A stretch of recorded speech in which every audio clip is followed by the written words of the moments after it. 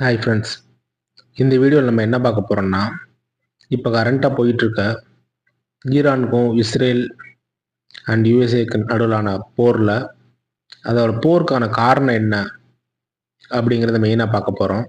இதோட ஹிஸ்ட்ரி, எதுக்காக இந்த போர் நடக்குது, மெயினாக என்ன காரணத்துக்காகன்னு பார்த்துட்டு, இந்த போர் நடக்கிறனால இந்தியாவும் பாதிக்கப்பட்டிருக்கு.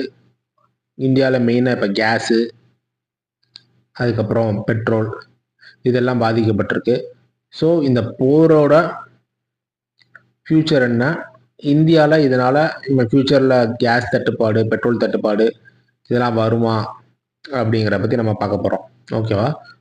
ஸோ இதை பற்றி நீங்கள் இந்த வீடியோ நீங்கள் ஸ்கிப் பண்ணாமல் பார்த்தீங்கன்னா உங்களுக்கு ஒரு ஐடியா கிடைக்கும், எதனால் நடந்திருக்கு, ஃப்யூச்சரில் நம்ம பயப்படணுமா பயப்பட தேவையில்லையா அப்படிங்கிற ஐடியா உங்களுக்கு கிடைக்கும். ஓகே, ஸோ வாங்க நம்ம வீடியோக்கு போகலாம்.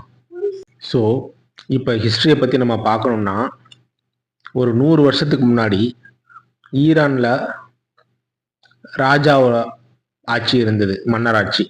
அப்போ என்னாச்சுன்னா, அவங்கள்ட்ட ஆயில் வளங்கள்லாம் இருந்தது நிறையா. பட் அவங்களுக்கு அதை எப்படி பிஸ்னஸ் பண்ணுறது, அதை எப்படி எடுக்கிறது அப்படிங்கிற டெக்னாலஜிலாம் அவங்கள்ட்ட இல்லை. ஸோ அதனால அவங்க பிரிட்டிஷ்காரங்கள்ட்ட போய் அந்த டெக்னாலஜியை பிரிட்டிஷ்காரங்க வச்சிருக்கிறனால, நீங்கள் இந்த எண்ணெய் வளங்களை எடுத்துக்கிட்டு பிஸ்னஸ் பண்ணிவிட்டு எங்களுக்கு ஒரு ப்ராஃபிட்டில் ஒரு ஷேர் தாங்க, கம்மியான ஷேர் தான், அது மேபி ஒரு 10% 15% மட்டும் ப்ராஃபிட்லேருந்து லாபம் தந்தால் போதும் அப்படிங்கிற மாதிரி ஒரு டீல் பேசி வியாபாரம் பண்ணி இருந்திருக்காங்க. இது பிரிட்டிஷ் தான், யூஎஸ்ஏ கூட கிடையாது. ஓகேவா? ஸோ அப்படி அது போயிட்டு இருந்திருக்கு. அதுக்கப்புறம் கொஞ்சம் வருஷம் கழிச்சு அவங்க என்ன ஃபீல் பண்ணியிருக்காங்க, நம்மள்ட்ட தானே வளங்கள் இருக்குது, நம்மளுக்கே கம்மி ப்ராஃபிட் கிடைக்குது, நம்மளுக்கு தான் அதிக லாபம் கிடைக்கணும்னு சொல்லிட்டு கொஞ்சம் காலம் ஆனோடனே அந்த நாட்டில் இருக்கிற பிரைம் மினிஸ்டர் நான் புது ரூல்ஸ் போட போகிறேன், இனிமேல் இதெல்லாம் எங்களுக்கு தான் சொந்தங்கிற மாதிரி ஒரு முடிவை எடுக்க வந்திருக்காரு. அப்போ இத்தனை நாள் அதை யூஸ் பண்ணிகிட்டு இருந்த பிரிட்டிஷ்க்கு கோபம் வருது. ஸோ நம்ம மட்டும் தனியாக போய் சண்டை போட்டால் முடியாதுன்னு சொல்லிட்டு அப்போ தான் அவங்க யூஎஸ்ஏ துணை கூப்பிடுறாங்க. ஸோ அப்போ பிரிட்டிஷும் யூஎஸ்ஏவும் போய் ஈரானில் இருக்கிற பிரைம் மினிஸ்டரை அடித்து கொண்டுட்டு இன்னொரு ராஜா, பழைய மாதிரியே ராஜாவை ஈரானை ஆள வைக்கிறாங்க. அப்போ திருப்பி அதே மாதிரி இப்போ பிரிட்டிஷ் மட்டும் பண்ணிட்டு இருந்ததை இப்போ நிறையா நாடுகள், யூஎஸ்ஏ, பிரிட்டிஷ், இன்னும் நாடுகள்லாம் அங்கே இருக்கிற ஆயிலை யூஸ் பண்ணிக்கிட்டு அதில் லாபம் பார்க்குறாங்க. இந்த கிங், இந்த அரசரும் இவங்களோட கையாளனால அவர் இவங்க சொன்னக்கெல்லாம் தலையாட்டிக்கிட்டு இருக்காரு. ஸோ இதுதான் நடந்தது கொஞ்ச நாள். அதுக்கப்புறம் ஈரான் மக்களுக்கு அது பிடிக்கல. அதுக்கப்புறம் தான் இப்போ கொல்லப்பட்டார் தெரியுமா ஒரு தலைவர், கமினைன்னு. அவர் தான் திருப்பி அந்த ராஜா ஆட்சியை ஒழிச்சு இவர் பொறுப்பேற்றுக்கிறாரு. இவர் பொறுப்பேற்றுக்கிட்டோன்னே யூஎஸ்ஏக்கும் இவங்களுக்கு நல்ல ஒரு உறவுலாம் கிடையாது. யூஎஸ்ஏ அவங்களுக்கு இவங்களுக்கு பகையாயிருச்சு. ஸோ அதுல இருந்து இந்த பகை தொடருது. அதுல இருந்து தொடர்ந்து இப்போ வெடிச்சிருக்கு. ஓகேவா? அதுவும் இப்ப சொல்ற காரணம் ஆயிலுக்கான காரணம் கிடையாது, இதுதான் பகையோட ஸ்டார்டிங். ஓகே, பட் இப்ப சொல்ற காரணம் என்னன்னா, ஈரான் அணு ஆயுதங்கள்லாம் தயாரிச்சுக்கிட்டு இருக்கு. அது ஃபியூச்சர்ல யூஎஸ்ஏக்கோ இல்லை வேர்ல்டுக்குமே டேஞ்சரா இருக்கலாம் அப்படிங்கிற ரீசனை தான் யூஎஸ்ஏ சொல்லி ஈரான் அட்டாக் பண்ண பாக்குது. ஏன்னா அவங்க தீவிரவாத அமைப்புகள் கூடலாம் தொடர்பு இருக்கு. அவங்க நியூக்ளியர் வெப்பன்லாம் டெவலப் பண்ணிட்டாங்கன்னா, அணு ஆயுதங்கள்லாம் டெவலப் பண்ணிட்டாங்கன்னா அது உலகத்துக்கு நல்லதில்லை, யூஎஸ்ஏக்கு நல்லதில்லைன்னு காரணங்களை சொல்லி அவங்கள இது பண்ணிட்டு இருக்கு. ஓகேவா? நீங்க கேட்கலாம், அப்போ அணு ஆயுதங்கள்லாம் வேற கண்ட்ரில இல்லையா அப்படிங்கிற டவுட் கூட நம்மளுக்கு வரும். நிறைய கண்ட்ரீஸ்ல இருக்கு. பெரிய கண்ட்ரீஸ்லாம் பார்த்தீங்கன்னா யூஎஸ்ஏ, ரஷ்யா, சைனா, இவங்க எல்லாரும், இந்த மாதிரி சில கண்ட்ரீஸ்லாம் முன்னாடி அணு ஆயுதங்கள்லாம் தயார் பண்ணிட்டாங்க. அப்போ அது உலகத்துக்கு நல்லது இல்லைன்ட்டு ஒரு அக்ரிமெண்ட் போட்டிருக்காங்க. ஸோ அணு ஆயுதங்கள்லாம் கண்ட்ரிஸ் தயாரிக்கக்கூடாது, அப்படியே அது உலகத்துக்கு நல்லது இல்லை அப்படின்னோடனே சில கண்ட்ரிஸ் அக்செப்ட் பண்ணலை. இப்போ பாகிஸ்தான், இந்தியாலாம் இல்லை, நீங்கள் மட்டும் வச்சிருக்கீங்க, நாங்கள் ஏன் வச்சுக்கிற கூடாது, எங்களோட சேஃப்டிக்கு எங்களுக்கு தேவைப்படும் சொல்லிட்டு அந்த அக்ரிமெண்ட் சைன் பண்ணல. பட் ஈரான் ஏற்கனவே அந்த ராஜா யூஎஸ்ஏக்கு சப்போர்ட் பண்ணிட்டு இருக்கறனால, அவங்களோட கையால் மாதிரி இருக்கிறனால அவர் சைன் பண்ணிட்டாரு. நாங்கள் நியூக்ளியர் வெப்பன்ஸாக தயாரிக்க மாட்டோம், எங்களோட எலக்ட்ரிசிட்டிக்கு மட்டும் தான் நாங்கள் அணு இதை யூஸ் பண்ணுவோம், அணுசக்தி யூஸ் பண்ணுவோம் அப்படிங்கறனால மேபி அதுக்கப்புறம் அவங்களுக்கு யூஎஸ்ஏவோட சப்போர்ட்டும் தேவைங்கிறனால அவர் வந்து அந்த அக்ரிமெண்ட் வந்து அப்பயே சைன் பண்ணிட்டாரு. ஸோ அதுதான் இன்னும் யூஎஸ்ஏ வந்து இப்போ வந்து கடுப்பாகுது. நீ அக்ரிமெண்ட்டை சைன் பண்ணிட்டு நீ எப்படி வந்து அணு ஆயுதம் தயாரிக்கலாம் அப்படிங்கிறது தான் மெயின் ரீசன், இப்போ சொல்லப்படுற ரீசன். ஆனால் ஹிஸ்ட்ரி எடுத்து பார்த்தா ஆயில் பிரச்சனையில இருந்தா யூஎஸ்ஏக்கு அவங்களுக்கும் பிரச்சனை. இப்போ ரீசெண்டாக வந்து அணு ஆயுதத்தையும் காரணமாக சொல்லி அணு ஆயுதத்தில் வந்து ஈரான் வந்து ஒரு பெரிய சக்தி ஆயிட்டா மேபி அவங்க எண்ணெயை தரமாட்டேன்னு கூட சொல்லலாம். அதனால உலகத்துக்கே பிஸ்னஸ் எஃபெக்ட் ஆகலாம். இல்லை தீவிரவாத அமைப்புகளோட சேர்ந்துக்கிட்டு யூஎஸ்ஏக்கு வந்து பெரிய நெருக்கடி கொடுக்கலாம். ஸோ இதுதான் ஹிஸ்ட்ரி. இந்த போருக்கான ரீசனே இதுதான். ஓகே, இப்போ உங்களுக்கு அந்த போருக்கான ரீசன் புரிஞ்சிருக்கும்னு நினைக்கிறேன். ஓகேவா? ஸோ இப்போ மெயினாக பார்த்தீங்கன்னா நம்மளுக்கு வந்து ஒரு இப்போ வந்து கேஸ் தட்டுப்பாடும் பெட்ரோல் தட்டுப்பாடும் இருக்குன்னு நம்ம நிறைய பேர் அலமோதிக்கிட்டு இருக்கோம். கேஸ் புக் பண்ண முடியல அப்படின்ட்டு இந்தியாவில் கொஞ்சம் பிரச்சனையாக போயிட்டு இருக்கு. பெட்ரோலும் ஆக்சுவலாக அது நம்மளா கிரியேட் பண்ணுறதா பெட்ரோலை பொறுத்த வரைக்கும். கேஸ் தட்டுப்பாடு வந்தானே பெட்ரோலும் வந்துடும் சொல்லிட்டு நம்ம கூட்டம் கூட்டமாக கூடி கொஞ்சம் க்ரௌடை ஏற்றணும். பட் இப்போ வரைக்கும் பெட்ரோல் தட்டுப்பாடு வந்த மாதிரி தெரியல. ஓகேவா? ஸோ இதோட ஃபியூச்சர் என்னன்னு நம்ம பார்ப்போம் இப்போ ஒரு நிமிஷம்.